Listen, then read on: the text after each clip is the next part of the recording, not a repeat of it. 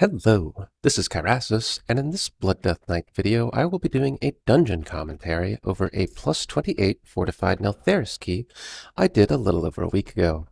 For some quick upfront information, I am running a pretty standard Mythic Plus talent build for this dungeon with both Umbilicus Eternus and Rune Tap, along with Ominous Chromatic Essence and Prophetic Stone Scales for trinkets.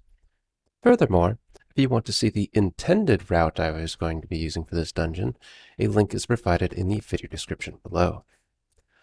At the start of this dungeon, most routes nowadays begin with a chain pull on the right side, including the first two wardens combined with at least 2 hunters. For the route we are doing here, I am only pulling the bare minimum for this chain pull. I use Death Grip and Death's Caress to get solid aggro on the left warden at the start while I'm outside of melee range, and then I use my regular taunt with some Blood Boils to get initial aggro on the right warden. Because I am using the Nitro Boosts Engineering Tinker very early, I outrange most of the melee attacks and any Molten Slashes very quickly, and a health potion tops me up before going into the hunters, who aren't as threatening. Though I do oversend defensive cooldowns during this pull while waiting for everything to group up for some reason, the Icebound Fortitude in particular was very unnecessary. In general, I wouldn't bother touching the chains at all as a tank until at least one person does a chain break and stuns all of the enemies. This chain pull isn't too dangerous itself, but the second and third chain pull of this dungeon can kill you very easily if you attempt to do chains at the wrong time while everything is freely attacking you. From here, we need to do one dedicated trash pull before going into Magma Tusk, and the intent is to do a quick triple pull with 2 Thaumaturges while getting some good value out of Bloodlust and our cooldowns. Since we have Ore Elementals in this pull, the Thaumaturges are constantly going to be trying to cast Molten Core, which can very easily cause a wipe if it goes off. And they are using this in addition to their normal Magma Conflagration casts, which is random target damage that has some risk of killing people if they are not topped, but especially if only 2 of them out and nothing else really happening here, it's not a huge priority, but it's good to stop if you can. As long as the crowd controls are being used correctly, your group should be able to shut down 2 of these at the same time, even if they are both trying to cast Molten Core. In fact, between your kick, Death Grip, and Blinding Sleet, you can practically solo one yourself. Now, unfortunately, it looks like my group uses a ton of knockbacks on the first Thaumaturge, so it takes forever to actually get into the group. In retrospect, I probably should have used my initial Death Grip to move the second Thaumaturge a lot further back, just so the grouping wouldn't take as long. Though it didn't matter too much in this particular case.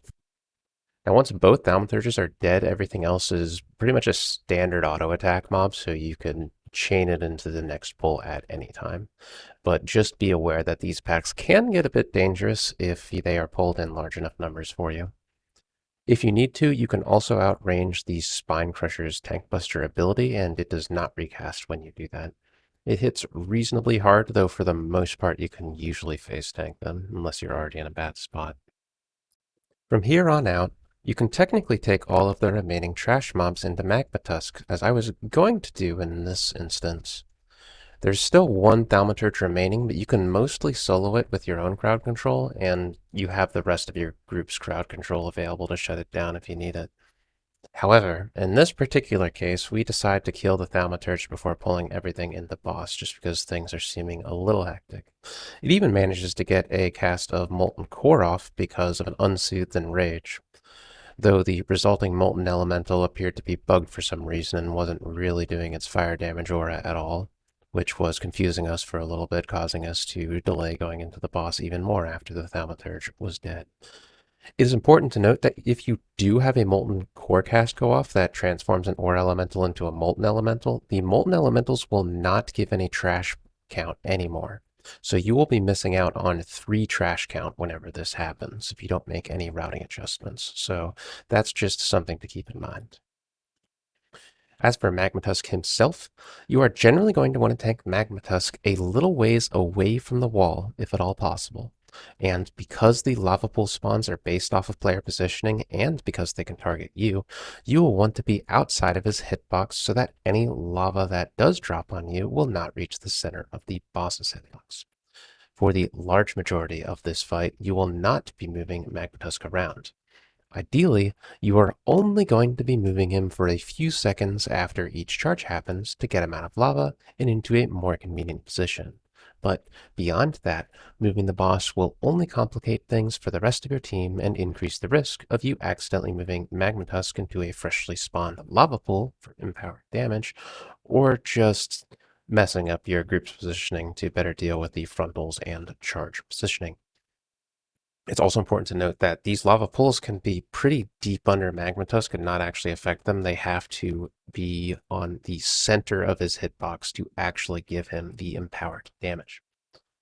Now, since the boss never charges the tank, it doesn't matter too much where you are personally standing around the boss, so you should probably just be standing on a side alone and away from your group, just so you aren't baiting lava pools that interrupt your group's movement, A, and B, just so that any frontals that do target you aren't going to be clipping any of your teammates, and they won't have to move out of it.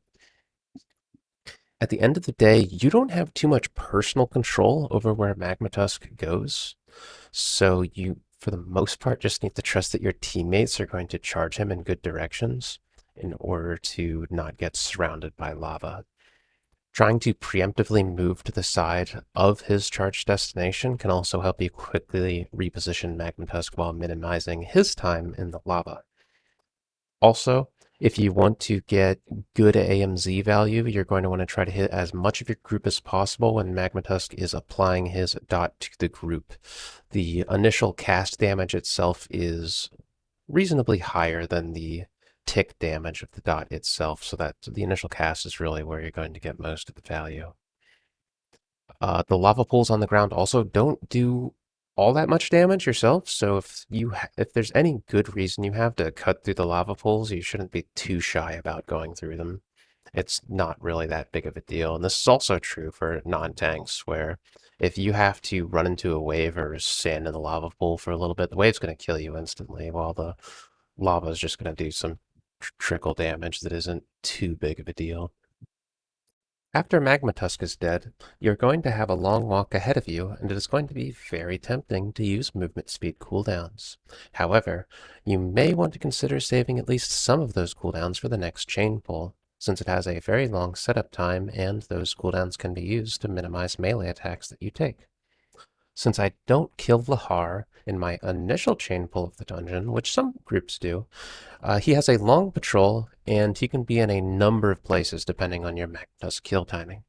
In this key, he ends up being in the very front of the hallway.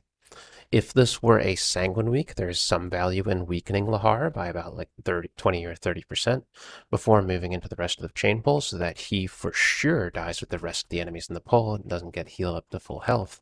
But with Afflicted and Sanguine this week, that isn't an issue for us here. I just build some resources on him while I wait to get threat on a few birds that are flying in from the side that I need for the route. I do think this chain setup is a little sloppy in a few places, so it's definitely not my best performance, but it gets the job done. And normally at the end, I would need to grip in the hunter that is near the chain spot that we are using, since I don't normally aggro him until the very end, but one of my DPS does get too close to him, so I end up just having to grip it off of them before they die to melee attacks. Again, this pull can do a lot of damage to you very quickly, so just focus on living until your group starts to AoE stun the enemies with the chains themselves. And if Lahar lives from this pull for whatever reason, you could just bring him straight into boss. It's not that big of a deal.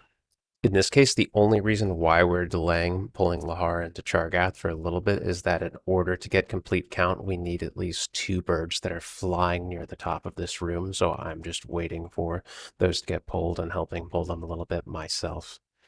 Especially since we are missing the 3 count from the Molten Core cast going off earlier in the dungeon.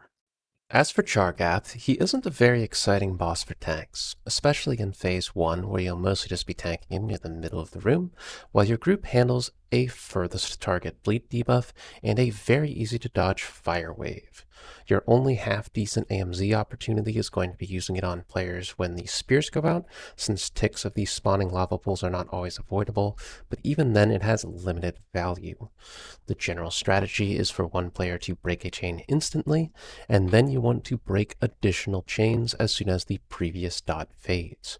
With healer cooldowns and enough coordination, you can instead immediately pop 2 chains like we are doing here, while doing the final chain break separately. Your remaining chain players, all they need to do is just stretch the chain out. They don't really need to worry about tripping it themselves. That's your job.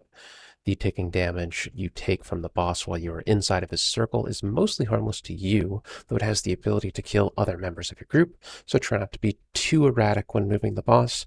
That being said, the avoidable swirlies on the ground are much deadlier than the boss circle and have the ability to even kill you, so you should still take care to avoid those while you are navigating through this phase.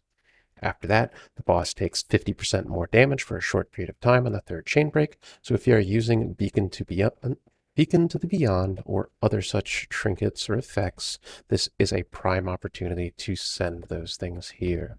Though if the fight duration is short enough, the correct duration can still be to use the first cast on pull and use the second cast during a vulnerability window near the end of the fight for the most effective damage.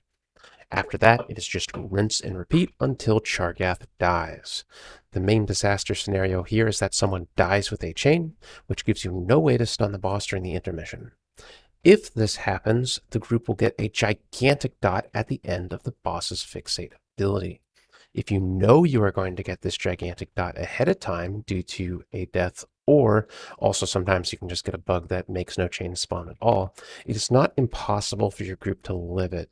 Your group just pretty much needs to use every consumable and defensive cooldown they have, and you would much rather not be in that situation. Because depending on your key level, even if you have a lot of defensives available, it can still kill people. After Chargath is defeated, we'll have our third chain pull of the dungeon. And this one isn't too tricky, but there are some things to keep in mind. First, if you need the birds in the back left corner for count, you're going to need to spend some extra time to group everything up enough so you can actually get some threat on it, since we don't have a good way to get threat on 3 enemies that are scattered far away from us, and a D&D is not going to hit them either. Second, you can get stuck on the cracked floor in the middle of this room if you're not careful, so just be mindful. You either want to cut left or go all the way around the right for the most part. Third, you need to build initial threat on the mobs that jump down from the chandeliers after you aggro the bone tender by the goulash and the second group of phoenixes in the room, otherwise they will kill your group members. Finally, if you want to run past the sleeping hunter, there is a benefit to pulling the phoenixes in the hallway, otherwise those phoenixes will wake up the hunter if you try to drag them past. Now, because we lost count to that molten core cast going off earlier in the dungeon, I had the augmentation evoker go around the other side to pull the sleeping hunter and that will make up for the count that we had lost. But normally we would not be pulling him. This pull shouldn't be as dangerous to you as the pull right before Chargath, but it still has some kill potential, so just be careful of that. Me and the augmentation evoker also try to go back and loot the goulash from the pot once the pull is over, but it isn't selectable for either of us for some reason. Otherwise, we would loot it and use a single charge here to save some time traveling up the stairs. I checked one last time before entering the stairwell to see if it had become clickable, and it did, but at that point it felt like it would waste too much time going back to loot it, so we just didn't use it this dungeon at all. If you're really min-maxing, you can actually get the goulash on M0 before you put in the key, and especially for that travel distance between after you kill Magma Tusk and going into the first chain pull in front of Chargath, it can save you a decent bit of time there. Though this dungeon isn't usually too time pressure intensive. At the top of the stairs, we have a 4 lava spawn pull, and all of the next few pulls are going to have a high focus on stopping as many melt casts from the lava spawns as humanly possible.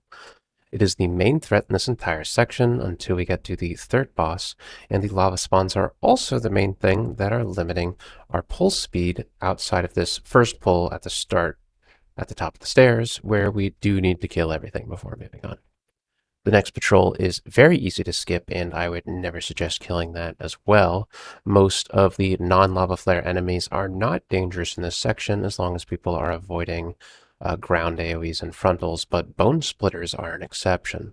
We are only fighting one bone splitter in this route, just because it's in our way, but the patrol we are skipping has two of them in addition to two lava flares. Bone splitters have the ability to kill group members if you do not CC their abilities, but any CC you use on them is using up crowd control that you could have been using on the lava flares themselves. So in general, we don't want to pull any more of these guys than we need to. For routing, most routes will kill the Iron Torch commander, though some choose to kill him after the third boss as opposed to before, while some of the even more convoluted routes won't kill him at all and do some snapping of the lava mancers at the end instead. For now, I would advocate for pulling him and pulling him up front like I'm doing now in this run. The pull speed in this next section is generally limited by how fast you can kill lava flares, so killing him here with up to 2 lava flares at a time just feels like a more productive way of doing things outside of the extremely technical routes that you'd see in something like the Great Push. Because I want to get the lava flares started as soon as possible, I have one of my ranged DPS go to pull the lava mancers while I group the other 3 enemies, though our priest gets a one-shot by the Iron Torch AoE, surprisingly, which slows things down a bit. Now, the unavoidable AoE that the Iron Torch commander puts out at most key levels isn't really going to kill anyone on its own, as long as they're relatively topped. It can, however, kill people uh, if they are already weakened, which is why it is important that we minimize the melt casts going out from the lava flares as much as possible. But with only 2 lava flares at a time, we should be able to prevent almost all of their casts. And even if a few casts do go through, they hopefully won't overlap perfectly with the commander AoE. After the first 2 lava flares are dead in this pull, you do have the freedom to chain in 2 more lava flares, and you even have the choice to chain into the Qualashi 3-pack after those lava flares as well.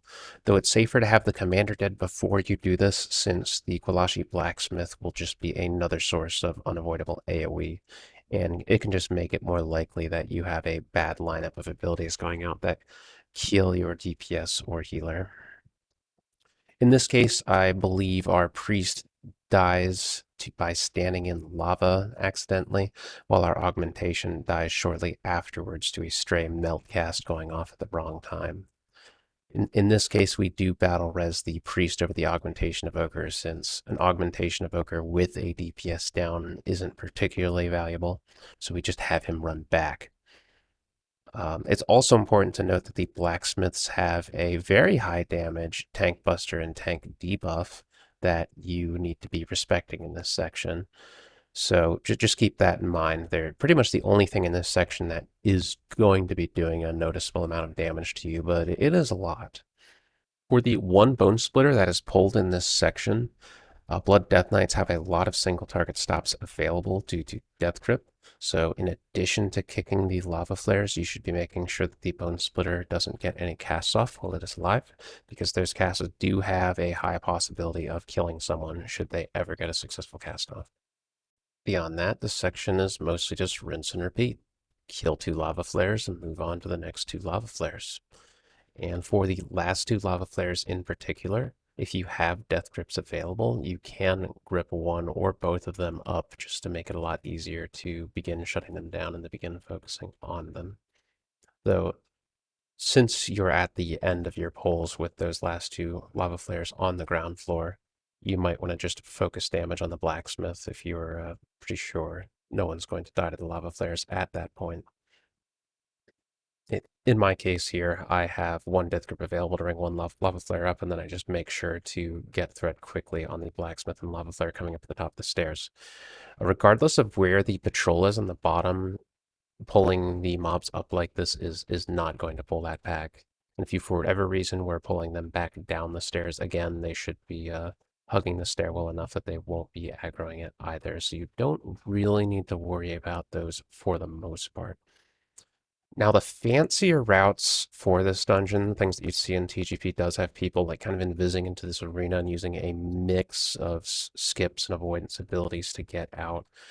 But I think outside of those settings, I really wouldn't recommend doing those routes, and they're very comp dependent as well. In fact, a lot of those routes too that they do there don't even kill any of the packs in the boss arena.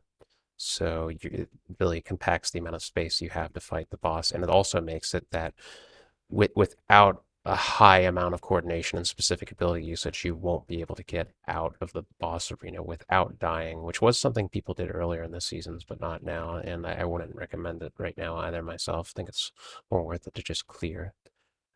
For now, anything that you're doing outside of a tournament section, I would. You think you're just going to be much better off pulling at least one of these trash packs. You could pull both if you had enough time, but they aren't particularly effective. So if your group is comfortable enough doing it with only half the arena, I would highly suggest doing that. There's some risk someone would pull the pack on the far side of the arena, and I do believe that happens at the end of this boss fight. It's mostly paladins for some reason, but especially because we already killed the Iron Torch commander up front. Uh, if it does happen to kill you, as long as you kill the boss, it won't matter, and everyone can release at the graveyard and continue on.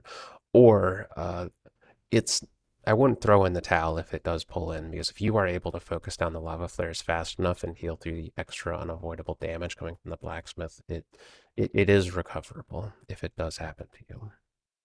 As for Forgemaster himself, your role on him isn't too complicated. He is a very repetitive boss. For positioning, you want to find a good location to get knocked into, which you will be using for the rest of the fight, and then you will slowly walk him back to the anvil where you will repeat the positioning again. Anti-magic shell can either be used on the unavoidable AoE damage to generate some RP, or you can use it to immune the lava pool debuff, which would otherwise damage you and give you a snare effect when you are knocked into a pre-existing lava pool. And that is how I'm using it here. When I don't have AMS for the knockback, I use Death's Advance to immune the lava pool snare after the boss knocks me back with his tank combo.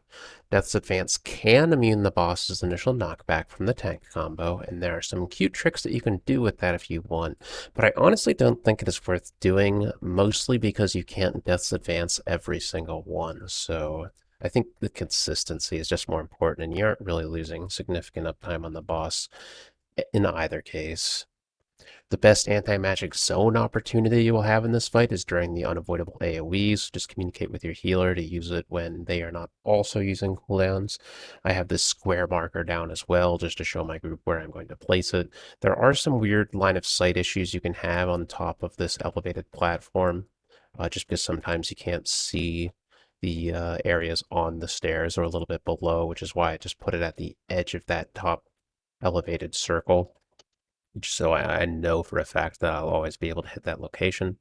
As for defensives, you might not need them for the tank combo, but it is also the highest burst damage the boss is capable of doing, so if you're going to send them anyway, and you may as well, you want to be using it for that. And it does have some potential to kill you if you're getting a little bit too sloppy with resources going into it. Because our paladin accidentally pulls the trash pack on the other end of the room near the end of this fight, we do all opt to die instead of fighting that pack, since we don't need the count. It would be a waste of time and battle reses. We'd already killed the Iron Torch commander from before, so there's nothing up here that we need, and we can go back to the entrance with no huge loss. Though I'm a little sad because I lose Purgatory for no good reason, though at least Stone Scales is already on cooldown, so we will have a cheap death effect back soon in any case. As for the next trash pull, there's at least some debate as to whether or not it is worth doing a fourth chain pull after the chain nerfs. This fourth chain pull would involve pulling the Blazewing as well as the two Wardens that are now available to pull now that the first three bosses are dead, and he pulled this with a lot of the leftover trash in the Chargath wing, so you are able to use the chains to kill a majority of the pull. Though after the nerf, the Apex Blazewing itself cannot be damaged by the chains, so you need to at least manually kill that as a part of this pull. I'm still currently a fan of doing this chain pull, even though it's not quite as valuable as it was before, because it still lets you kill the Wardens for free, and it also lets you split up the Chargath trash into more manageable groups. If you did not do a fourth chain pull, in general, you would be doing a much larger first chain pull at the start of the dungeon, where you would dip into the hallway to pull a lot more of this trash than I did at the start of this instance. And while you do have several options for where to do the chains, for this fourth chain pull, I would suggest using one of the chain locations inside the Chargath hallway rather than pulling everything back outside. So it makes the pull setup a lot easier since you're not backtracking through a lot of mobs that you've already pulled. And you're just going to have higher uptime to be able to get out more hard strikes and death strikes if necessary. Because the Blazewing doesn't take chain damage, I spent some extra time on the front end of this pull establishing good threat in the Blazewing and the two Wardens, and my group is spending a large portion of this pull just damaging this Blazewing while I'm setting it up. Granted, in this case, the Blazewing does live with a pretty good amount of health after the chains are all dead, so I probably could have spent a little bit more time on the front end doing damage to the Blazewing with my group. But it doesn't matter too much at the end of the day. It's also possible for you to position this Blazewing in a line of sight spot for your group when weakening it, which I don't do here. And if Bolstering or Sanguine is active for a given week, you might want to make sure that the Blazewing is dead before you send chains on everything else. Otherwise, you can either full heal the Blazewing or give it enough bolster stacks that its next AoE will just instantly kill the entire group. As for the final trash pull, there are a few options available to you to get count back here, but the pull I'm deciding to do here involves 2 Wardens and 2 Lavamancers, where 1 Warden Lavamancer I need to pull around the corner, which is a little awkward, but the pull itself is very safe once I have it set up. Lava Slashes from the Wardens are your main concern for personal survivability. And if you can, you'd really like to save Abomination Limb for this pull once the Lavamancer shields start going up and they start spawning ads, because the ads will spawn frequently enough that you'll very quickly run out of taunts to group them up if they keep spawning in bad positions for you. So Abomination Limb just keeps things under control a lot nicer than if you don't have it. Then you're just stuck running around hard striking and blood boiling these things like mad, because their melee attacks are threatening to the group.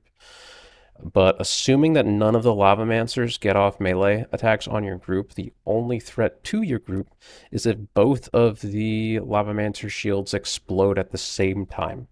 Now, when they explode depends on how much each of them are being damaged, and as long as your group is damaging one more than the other, this really shouldn't be much of an issue. So again, once the ads are under control, it's just up to you to survive the Molten Slashes, the ads, and melees of this pull, which, again, really is not all that bad. Now, some pulls you can do in this back section include Blazewings. In fact, pretty much any other pull you would see in this back section other than this one I'm doing would have a Blazewing in it. And the main thing you need to keep in mind with Blazewings is that you don't want the Blazewing AoE going off at the exact same time as a shield exploding. So the group just needs to manage their DPS appropriately, and if they do both go off, they need to be prepared to use heavy cooldowns. Otherwise, that is likely going to kill people on higher key levels, and especially on Fortified. Also, with some of these other pulls, once you have all Lavamancer shields broken and the birds are dead, you do have the option of taking this trash into the last boss, so there's usually enough time in this dungeon that you don't need to overly complicate things, so I wouldn't make things harder for yourself if you don't have to. While I wouldn't say the last boss of Neltharus is particularly hard, it does have the ability to kill you and your group members if you aren't careful. As far as general positioning is concerned, you ideally want to have the boss positioned in as central of a location as possible, because the avoidable AoEs in the intermission can be a lot harder to see if the boss is near the gold piles or the stairs. Plus, the boss frontal becomes nearly invisible if you are tanking him on an elevated surface. Ideally, your group leaves a gold pile available that isn't too far away from the boss for you to pick up, and you are generally looking to pick up that gold pile while the boss is casting a miscellaneous ability, so you minimize how much the boss actually moves. Your only half-decent anti-magic zone opportunity for this fight is going to be on molten gold casts, which go out on a random player periodically throughout this fight. As for the ads that are spawned, you may want to consider using Chains of Ice to further control them, if no one else is using crowd control, and if you have reason to change their fixate target, this can be done with Blinding Sleet. While it is true that you can get higher passive cleave on the ads if you bring them under the boss, the lava pools they spawn and the threat of them potentially meleeing players, especially if they have the charge orbs and during the intermissions, probably means that you're better off keeping them away from the boss, at least until after you have broken the magma shield. My Shadow Priest with the Charge Orb dies to an ad melee because I keep it within cleave range at the start of this fight. On lower keys, the ad probably dies fast enough to passive cleave. This is not an issue, but we're at a high enough key level where it does not die in that time. As for the items themselves, most are extremely easy to use other than the charge orb, and depending on your haste, you can precast them a little if you would like in order to damage the shield faster, though this isn't that big of a deal and it can be very punishing if you get the timing wrong. As for the charge orb itself, it's important to note that it won't forcibly move your character if you are already within melee range of the boss. So if you are timing the orb so that the cast ends while you are within melee range, you will retain full control of your character. Also, while using the charge orb, you really want to at least wait for like a set of swirlies to come out or two before committing to it, just to make sure that the way is clear and you can get in and out without dying. Finally, the boss has a short 100% damage taken vulnerability window after you break the shield. If you are running Beacon to Beyond, this is where you want to cast it. But you really don't want the beacon splitting damage on the ad if you can help it, even during this window. Now, if you get into a weird situation where you have a number of deaths but it's still salvageable, you may want to pick up more than one weapon. It's possible for you to have more than one weapon at a time, and they can be used one after the other. However, you can't pick up 2 copies of the same weapon, so if you get bad luck, you could pick up 2 or 3 gold piles and still only have one item because it just randomly selected the one that you had picked up the first time. But in general, just everyone picking up one item is the way to go, and it's not worth going for any sort of item stacking strategy. Also, if you precast AMS before picking up an item from a gold pile, then you will pre-immune the curse application, which is mildly useful. As always, feel free to stop by the channel Discord if you want to talk about Blood Death Knight theory crafting, if you'd like a Mythic Plus log review, or if you have Mythic Plus related questions. The channel Discord information, as well as my personal Discord information, is in the video description below. Let me know what you think about Neltharus in the comments below, and if you want to make it easier for other people to find this content, feel free to upvote the video and subscribe to the channel. In the meantime, good luck and have fun.